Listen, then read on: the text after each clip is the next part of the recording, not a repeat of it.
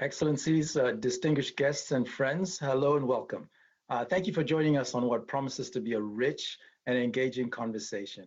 I'm Mubuso Zamchiya, the Managing Director of Luminos Fund, and your moderator for this session, which is entitled Learning Back on Path, what it takes to fund and deliver and access effective responses to learning inequality and learning loss. As the COVID-19 pandemic continues to challenge communities across the globe, the prospects for the world's most vulnerable children are somber. We know that 1/3 of school children globally have not been reached by any remote learning during COVID-19.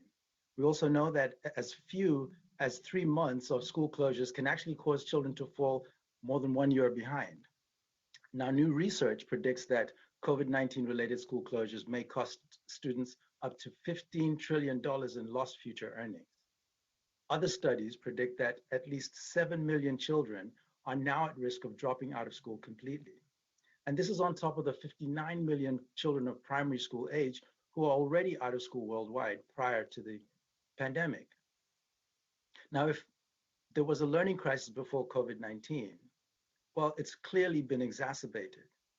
And so if we are to keep the promises that we've made to children, namely that they will have opportunity to access, enjoy, and experience complete a relevant, equitable, and quality primary and secondary education, then our education systems will need to build back better. But the question is how, especially in the midst of such a raging learning crisis, where so much learning has been lost, and learning inequality and learning poverty are now so pervasive.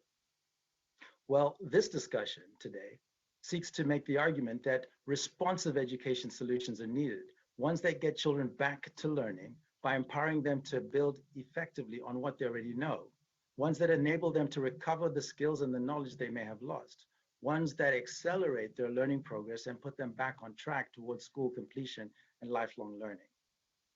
That is what our speakers, my esteemed colleagues, are here to discuss. Now, our session brings together 4 deeply resonant and highly experienced voices in global education. Caitlin Barron, who is with us, leads the Luminos Fund, which is a global leader in creating meaningful second chance learning opportunities for children denied an education due to poverty, conflict, and discrimination. From the Center for Global Development, which has been a premier source of rigorous analysis on the impact of COVID-19, Dave Evans, who works on education, health, and social safety nets, is also with us. He has evaluated the effectiveness of education programs and interventions from across the world. He also offers an intriguing lens on gender equality in education delivery and learning outcomes. And John Rendel, who is a leading voice in global philanthropy, is also with us. From his position at the Peter Cundill Foundation, John continually challenges and encourages the sector to increase the agility, the effectiveness, and impact of grant making so that the needs of children everywhere will be adequately met.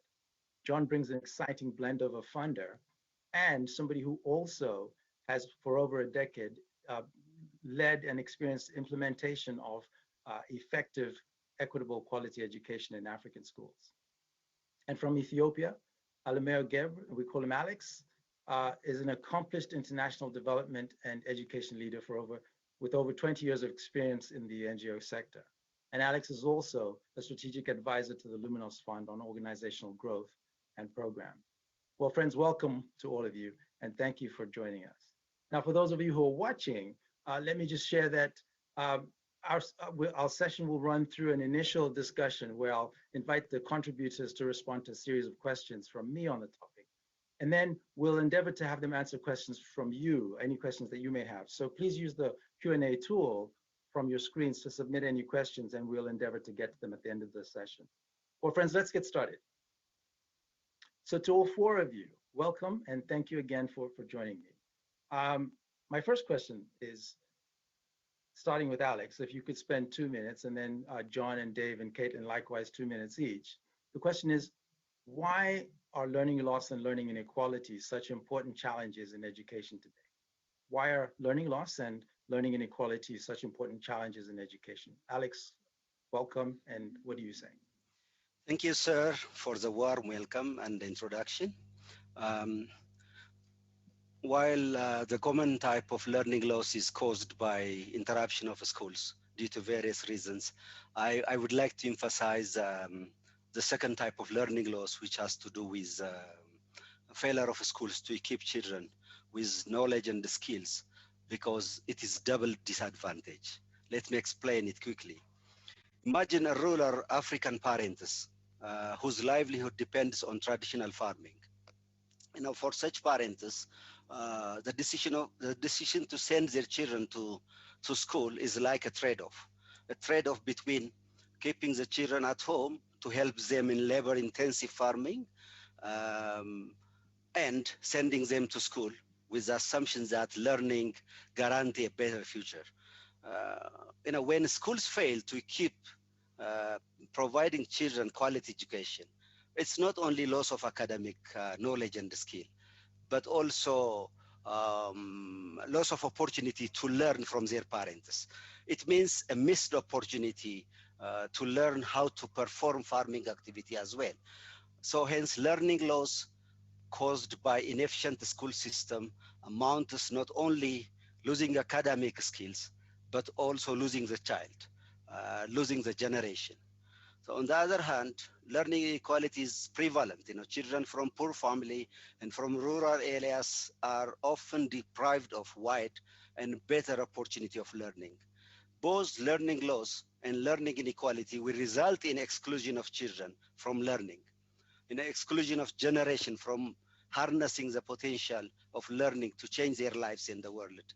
So what else could be, more important than ensuring equitable and quality learning, which leads to improved life and better future? Thank you. Thank you very much, Alex. John, I wonder what your thoughts are about learning loss and learning inequality. Thanks, Mubuso, and hello, everyone. Well, it's a great honor to be here on the panel. It's such an important topic. I think the big thing, of course, is that there are no silver bullets in international development, but education and widespread access to quality education is as close as you get to achieving social justice globally in the next few generations, and hopefully as fast as possible. And I think the big thing, of course, with learning loss and learning inequality is it creates a vicious circle. And once you start falling behind, unless you get catch up right, unless you diagnose where learning loss has happened, you're likely to get increased number of kids dropping out, increased numbers of kids falling behind. And of course, that leads on to the same cycles repeating in future generations and getting generational transfers of lower learning and inequality through society. So I think it's those two things. It's the kind of, we need to make sure kids are progressing so that they remain intrinsically motivated to be in school. And in helping reduce the inequality in education, that's our best possible hope to have an equal society in the future. That's very helpful, John. Thank you very much. Dave, welcome, and please add your thoughts. Thanks so much.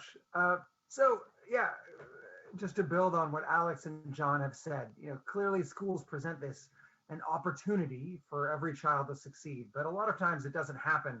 And even before COVID, we see schools incubating inequality in learning. So schools in a lot of countries follow a very rigid curriculum. And as some kids fall behind, and usually those are the kids with fewer advantages at home, poorer kids, there's just no clear way for them to catch up. So, just recently I was looking at data from India and also data from South Africa, where the kids who fall behind in first grade, second grade, third grade, the gap just widens year after year. Those kids fall further and further behind. And then eventually, they realize that they're just not understanding anything in school because they're so far behind the correct curriculum. And then they drop out. So kids in Kenya, they asked kids in Kenya why they dropped out of school. And they just said, I was going to school and I wasn't understanding anything. It wasn't worth my time.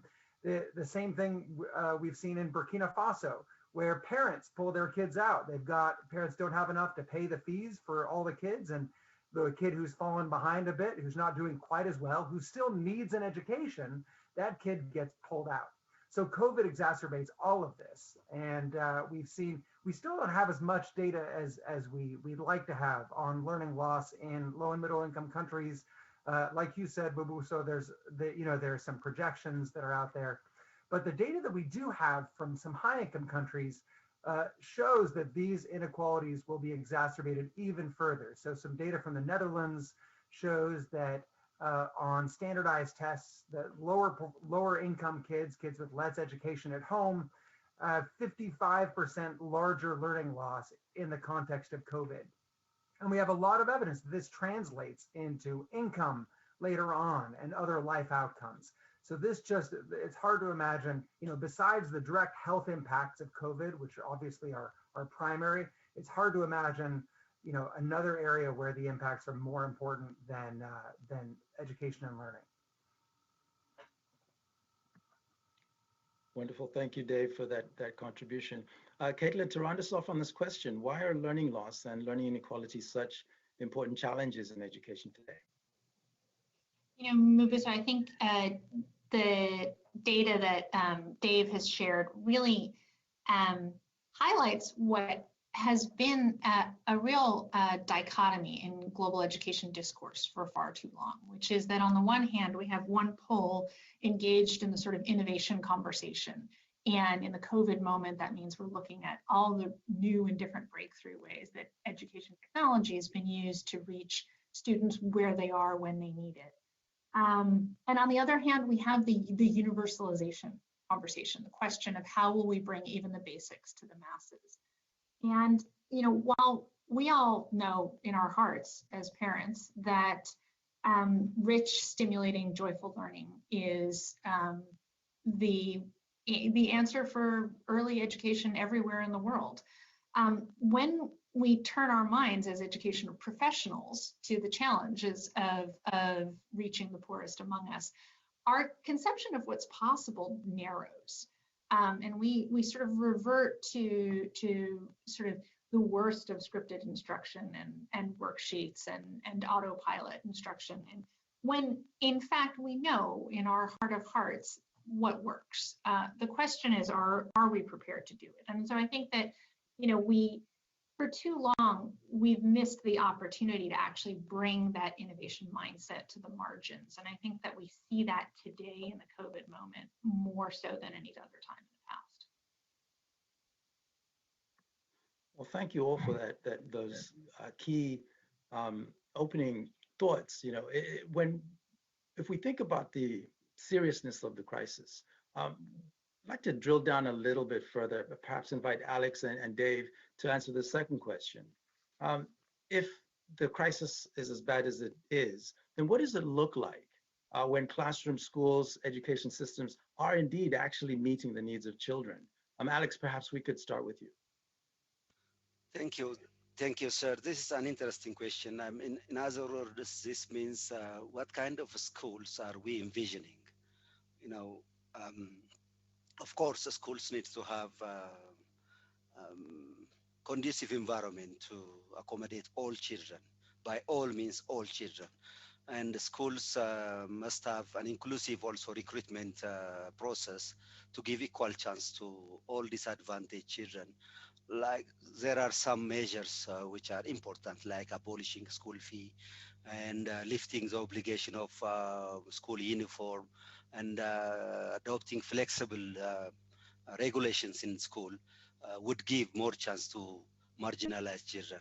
And also I envisage schools that have systems to engage parents of poor children in economic strengthening activities to help these parents empower economically. A good example is Luminos' Second Chance Education Program, which involves mothers of poor children in self-help activity to empower their economic so that they can take the responsibility of sending their children to school. The other important thing is schools that have teachers who know the profile, potential, and inclination of other challenges of children. Again, I have to cite Luminos' example. Luminos has something called diagnostic test, which is conducted before class begin to inform the teaching learning process and also to to inform the way each child should be taken care of. Last but not least, schools that have inclusive, interactive, and empowering teaching learning process. These are the most important thing. In a nutshell, these are some characteristics of schools and classrooms that ensure the equitable participation of all children in the education sector. Thank you. Thank you, Alex. And Dave, given your vast research and analysis in this space, and your efforts to continually push us towards a vision of what works, what would you say it looks like when classrooms, schools, and education systems are indeed meeting the needs of all children? So I think in some ways it's simple. The implementation isn't always simple, but schools and school systems where every kid's needs are being met are systems where kids are there, where they're safe, and where they're learning, right? So after COVID, one of the big concerns will be whether or not every kid makes it back to school. Not every kid probably will. And so, a big piece of this is school systems tracking that kids make it back to school. And, there's the old saying that what gets measured gets treasured. It doesn't always apply, but there's no way we can make sure every kid is back in school if we're not tracking whether kids make it back. And then engaging head teachers and classroom teachers and community leaders in making sure that every kid makes it back to school, that this is a priority, that there are large returns to this in terms of the children's lives. Obviously, the second is making sure that kids are safe, that they're protected in school, that they aren't being harmed physically or in any other way. And then the last is making sure that every kid has a chance to learn at whatever level of knowledge they're currently at. And one of the great things about the most recent decade of research is that it's shown that there are lots of different ways for school systems to accomplish this. Remedial literacy and numeracy camps during school holidays, which have been used in India, teachers' aides who pull students out who've fallen behind either during or after the school day have worked well in Ghana. And what these kinds of targeted instruction do is not only do they let these kids learn the academic skills that we have on the tests, and we say, oh, look, these test scores have gone up, and that matters. What they also do is they mean that kids get attention targeted to their level, and there's no way that can't help kids build the other skills that are so important, which are the socio-emotional skills of learning to engage and to participate and to show up, these skills that we want kids to exit with just as much as those literacy and numeracy skills. Super, thank you, Dave. And so if Alex and Dave are giving us somewhat of a picture, an image of what it looks like when classroom, schools, and education systems are actually working, I wonder whether I could turn to you, Caitlin and John, to ask what it actually takes to then fund and deliver. Dave actually just mentioned that it's one thing to have a vision. The delivery is oftentimes the issue. We know what we're looking for, but delivery is an issue. So Caitlin and John, the funding and the delivery associated with giving children a second chance, what are the ingredients of that? Let's go with Caitlin first. Mubuso, I was in a conversation earlier this week with a very successful Ethiopian American entrepreneur, talking about his own education journey. He came to the US as a child, as a refugee when he was 13, spoke some English, but not great. And when he got to school, he was placed into what at the time were called ESL classes, English as a second language classes, because of his language gaps. As he got into his ESL class, he sort of looked at the curriculum, what they were covering for the year versus what the other classes were covering. He realized they were covering only a small fraction of what other kids in that grade were covering. And then he went to the school leadership and said, you've put me in a slower class in order to catch me up. And that's a mathematical impossibility. And, he went on to share with us that, what made the difference for him was a handful of extraordinary teachers who saw potential in him and went above and beyond and outside the normal school curriculum and outside the normal hours of schooling in order to really unlock true opportunity for him. And I think that, this is a story from 20 years ago, but the same is still true, obviously not just in the US, but around the world, right? When we think about remediation, far too often we think about slowing down rather than actually what's required, which is speeding Oh, thank you, Caitlin. And John, from your perspective, I wonder what you might add. Thanks, Mubuso. I think there's two big things. The first is as a society or as education policymakers and governments, the big simple shift is that we need to shift away from funding inputs in education and towards funding outcomes. It's going to solve multiple problems at the same time, and certainly will help make sure money gets to the right place for solving this particular issue. And what are the outcomes? Well, in a lot of the world, the big outcomes are get kids into school, get kids staying in school, get kids back into school, get kids completing school, and then the biggie that maybe isn't funded very well at the moment, get kids learning. And by getting kids learning, I'm not talking about each school getting the best grades it can possibly get by kicking kids out when they're not learning enough. I'm talking about making sure that we get measures of learning that are focused on progress from wherever a child is. And I think that's the key thing to help tackle some of these issues about learning loss and kids dropping behind. One of the things I know that Dave has been working on that I'm really excited about is to create a market for impact and a market for education outcomes built around the concept of LAYS, or learning adjusted years of schooling. And I think if we can extend the use of LAYS globally, it's got the best possible chance of directing money towards real education outcomes. And LAYS isn't perfect, but it's better than anything else at actually having it being a single metric that includes all these outcomes that I was talking about. So that's the big things. I think from a foundation perspective, obviously, you find organizations that are doing this stuff well, that are generating these impacts, and then you give them unrestricted funding. You trust them, you allow them to be flexible, to be nimble, and you back them rather than trying to tie them in knots and telling them what to do. Thank you, John. Actually, you've triggered a thought in my mind. You mentioned the difference between funding inputs and outcomes. I wonder whether you could parse that out a little bit more for us. What exactly is the difference, and why is it meaningful? Thanks. Well, what we find is the World Bank, amongst others, continue to invest millions in shipping books or buying books locally for schools, or buying other inputs to education, and they are not driving meaningful increases in learning. They're not tackling the issue of kids being at home. They're not tackling the issue of gaps in pedagogy that mean that kids don't catch up, the sorts of things we're talking about today. And yet there are lots of interventions that we know do actually make a meaningful difference to increasing LAYS or improving the outcomes we care about. For example, the work that Luminos do and equivalence based on teaching at the right level, based on assessment for learning, getting to kids where they're at rather than where we'd like them to be.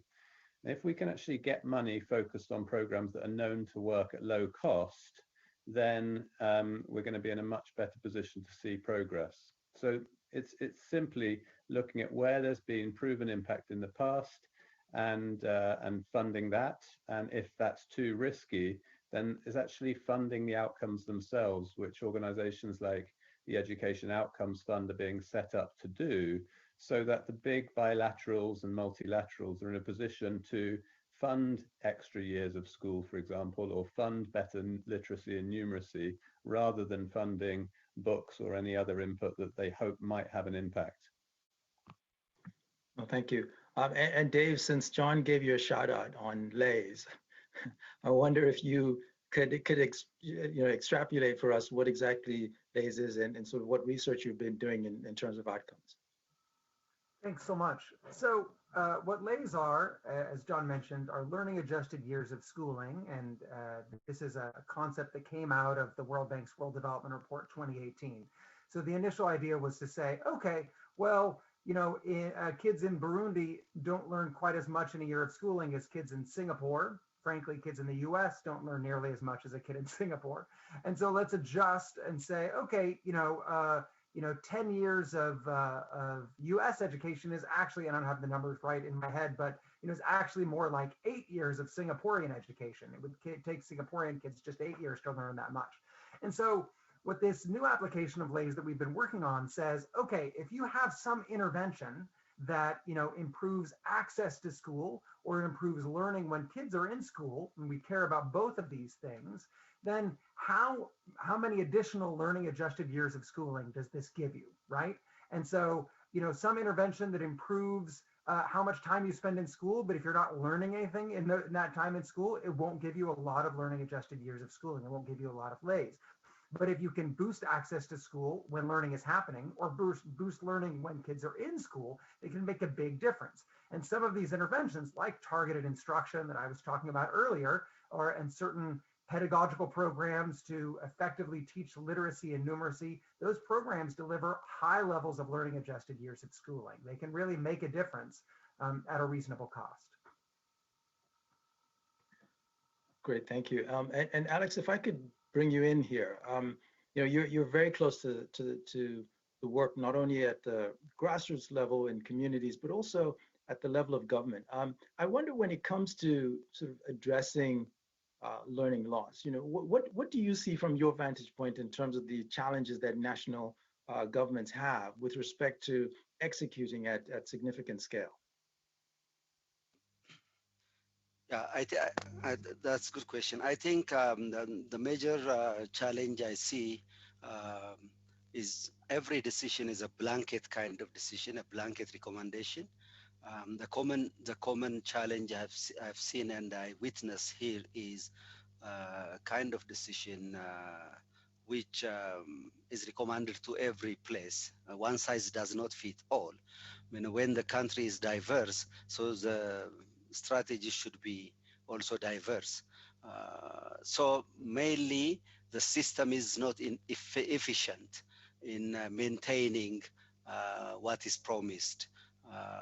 Bringing more children to school is easier than keeping them in school. So in most decisions fail to deliver the second promise, maintaining children in school for the year for many times. Thank you, Alex. And Caitlin, just building on what has been said about inputs and outcomes. If we drill down to the level of the child themselves, what does it take to help children become the owners of their own learning? At Luminos, I know we talk about helping children learn how to learn, but why is that significant in the context of outcomes and driving towards the remediation of learning loss?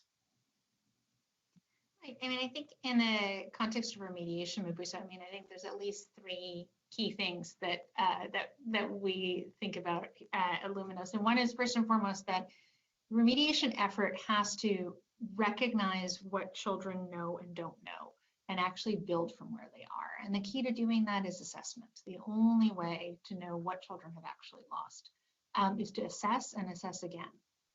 And I think the second thing that we've found time and time again across our programs is actually that you need to set and reset the target group of students who are being remediated. So, what we find at the beginning of the year, children's learning levels are uniformly low when we first test them. There's no material way to differentiate between students. But by even the middle of the first year, just sort of 4 months into the curriculum, we actually start seeing quite a broad dispersion in reading words per minute. And what we're able to do is then actually remediate the struggling students within the context of a remediation program. So there's a constant sort of segmenting and resegmenting going on at the classroom level, really empowering the teachers to find and seek out the children who are struggling and target additional support there. And then the last key thing, and we see this time and time again in the world of accelerated learning, that remediation programs have to be time bound. I can't tell you how many programs I've seen that sort of accelerated learning programs that run for 3 years.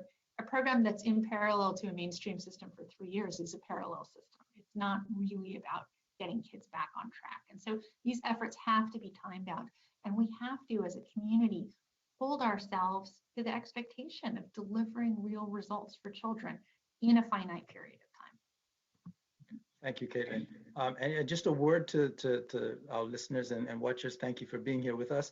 If you do have any questions as we draw towards the second half of this conversation, please do send them in to the Q&A, and we'll be glad to pursue them.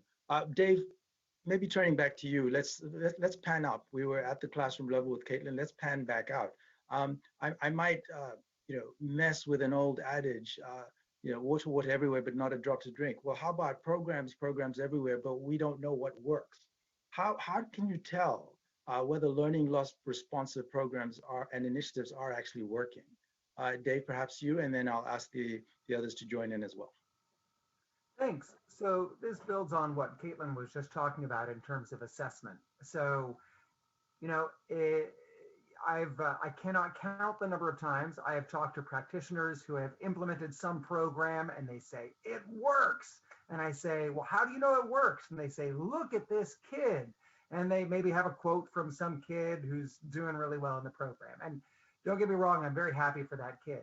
But what we don't know, is what would have happened to that particular kid in the absence, and whether, that kid is representative of more kids. And so basically, as countries implement these programs, I would say they need to do two things. One is they need to test them. And this isn't about high stakes tests for kids. This is about simply testing to see whether programs work. So, there are a lot of different ways to evaluate programs. One class of evaluation are randomized controlled trials, and there's some that are happening right now in the context of trying to mitigate learning loss with COVID in Botswana and Sierra Leone, many other countries. There are a lot of other ways to evaluate programs as well.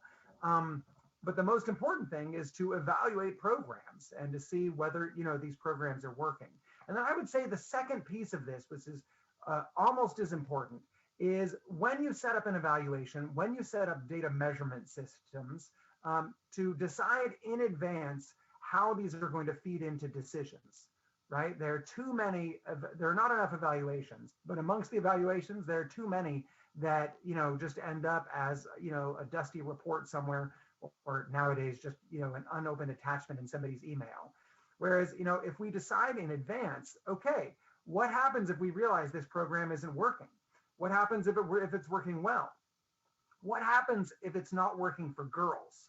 Or what happens if it's not working for the poorest kids? What kinds of changes are we going to make? Now, obviously, you update those decisions over time, but deciding in advance the ways that the data is going to feed into decisions heightens extremely the possibility that this analysis will actually help improve the quality of our systems. Excellent, thank you. John, I wonder whether you'd like to build on what David says. Thanks. The only thing I'd say is, and Dave may kill me for saying this, is that I think it's really, really important that we combine data, we combine research with expertise and experience because it's the three that are together that create the understanding that's required to generate effective policy responses. I think sometimes there can be an inclination to jump on the back of a single research paper, and this stuff is social science. It's not science. It provides incredibly important additional information about how to make decisions. But I think it's one part of that triumvirate of understanding, and it's really important that we combine the three, both in terms of understanding the contextual specificity of the results and understanding the limitations of the particular bit of research as well. Caitlin, thank you, John. Caitlin, we spend a lot of time thinking about evidence in our work. How do you tell if learning loss responsive programs are actually working? I think it's a great question, Mubuso. And if we take a step back, I think one of the real victories in advancing global education in the last 10 years is that there is just a much more broad-based appreciation of the need for verifiable data and external evidence. And there's willingness on the part of funders to put their money behind that, which is amazing and fantastic. And as a global community, we know a lot more than we did a decade ago about what works as a result of that. But I think the next frontier, to my mind, is actually program management data, right? Like the best external evaluation is at most a rear view mirror. And you know that from our work here at Luminos. We have some pretty gold standard longitudinal evidence from the University of Sussex about the very long-term transformative impact of the program that Alex runs in Ethiopia. It's amazing. But you know what? This year's cohort of kids is a brand new cohort of kids. The teachers who are teaching them are a different set of teachers than were present for that evaluation. The context on the ground post-COVID is radically different from the context 7 years ago when that longitudinal first began. You know, the most an evaluation can tell you is that at a given point in time, in a given context, at a certain point in history, this program model was effective. What you need to actually deliver that impact again and again and again for each subsequent generation of child is performance management data. What's happening in the classroom today? Which children in my program today are struggling, and what do I need to do for them? And I think unfortunately we're still in a place where there's a whole bunch of funders who are happy to give you $600,000 for an RCT, but are unwilling to give you a far more modest amount of unrestricted finance to actually fund an internal dashboard and an M&E management. And I think that's the theme that John, so rightfully highlights again and again in his comments in the space. And to my mind, that sort of internal performance management data, that's the frontier of the next 10 years. Wonderful, thank you. And Alex, bringing you here, but we have a wonderful question from the audience, which I think ties together with what we're talking about right now. And the question is, how can a program like the Luminos Second Chance program or others actually be adapted for learners in low-income areas where there are few teachers, little infrastructure, and hardly any access to books and learning materials in overcrowded facilities? Alex, I wonder whether you could speak to that. Yeah, thank you. Thank you. I think this question must be tackled from the point of view of differentiating between schooling and learning. We all used to think learning comes from a fancy building where every facility is fulfilled, but that is not necessarily true. Learning can come from a very good interaction between the teacher and students, and also among the students, by just creating a learning environment so that they can expose to different kind of challenges to solve by themselves. So that is what we do in Luminos. We go to a deep rural area. We always try to harness the existing potential within the community. We recruit teachers from the community, and we involve community members in the management of the classroom. We seek the community to take part not only in managing and contribution their resources, but also in the teaching learning process, because they have a lot of wisdom and funds of knowledge. That is how I perceive. Coming to the previous question of evaluating, oftentimes numbers are showing or dominating evaluations as opposed to real changes, attracted more on the means as opposed to the end. The ultimate aim of any education program, in my opinion, should be to make sure children are learning. So this should be the ultimate aim. So whenever we measure the success of a program, it should be against this benchmark, making sure the children are learning and learning really to change their life forever. Thank you so much. Thank you. And Caitlin, I think this question kind of resonates with your point about us having conceptions about what education looks like for children who have means and for children who don't. And so perhaps, Caitlin, I'll ask you actually to speak last on our final question for the group. Friends, we've made all sorts of promises to children. about the quality of education that they will receive. It will be equitable, it will be relevant, it will put them on a pathway to lifelong learning. But with the pandemic and with the global learning crisis and so forth, and progress towards 2030 and the Sustainable Development Goals, it looks like we're lagging behind. So question to John first, and then Alex, Dave, and then Caitlin to close us out. 1 minute each, please. Are the promises that we've made to children irrevocably broken, or are they indeed redeemable? John. Thank you. The answer is hope springs eternal. I think there is enough money in the world. In fact, I know there is easily enough money in the world to achieve everything that we as educationists want to achieve for the children of today and the future. I want to say publicly that I feel very ashamed of the UK government for reducing its commitment to international development by £4 billion in response to COVID and the need to make cuts domestically. I don't think that was a necessary decision to make.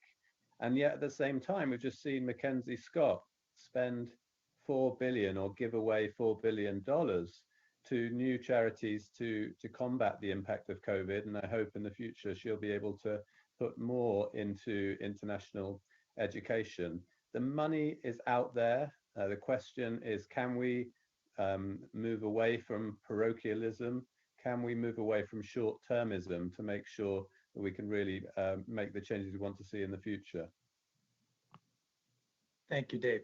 We have about 2 minutes left, and so I'd ask Alex and, I'm sorry, John. We've had 2 minutes left, so Alex, Dave, and Caitlin, if you could take 30 seconds each.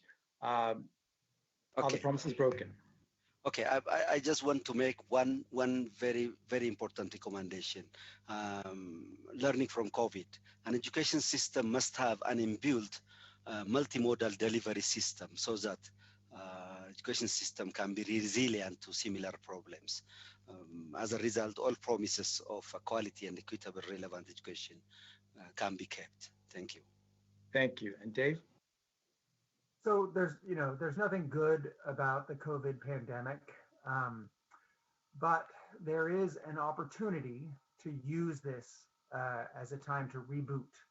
And if education systems can focus on getting everybody back into school and on remediating learning, then there's an opportunity to feed those kinds of effective programs then back into non-COVID learning and hopefully go on to keep those promises. Thanks. Thank you, Dave. And lastly, Caitlin. I mean, I think the most important thing to emphasize is we actually know what needs to be done, right? In the first decade of this century, the global community reduced the number of out-of-school children by 40%. In that time, we've found multiple proven models for helping children get back up to speed. The task now is to stop searching for sort of drones to deliver worksheets to children in need and to really fund what works and come together behind what we know is possible. And then in the absence of that, we will be tracking and monitoring a COVID generation for a lifetime. Friends, thank you very much for joining us. This is a conversation that we could have for days, and we haven't even begun to unpack the wisdom and the knowledge and experience of our speakers. So thank you to the four of you. Thank you to the Rewired team, and thank you for our guests for spending time with us. We really do appreciate it. And so from us, have a great rest of the session, and all the best to you. Thank you.